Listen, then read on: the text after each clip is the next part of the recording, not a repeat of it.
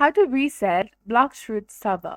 Hey there, welcome back to our channel. Today we are going to discuss about whether it is possible to reset your Blox Fruits server or not.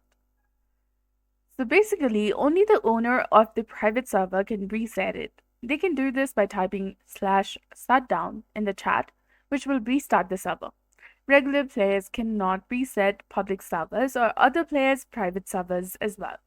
So to reset your own private server, you need to purchase a private server in Roblox for 200 Robux per month first, and then join your private server and type in /shutdown in the chat.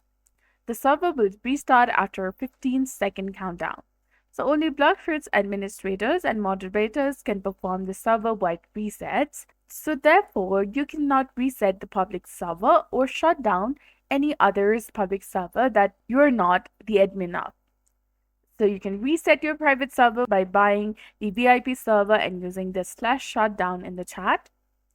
And if talking about global reset, which means all servers, only admin can do it, or the developers can do it. So that's it for this video. I hope you found it helpful. If you did, please like, share, and subscribe. Thanks for watching, and we'll see you again in the next one.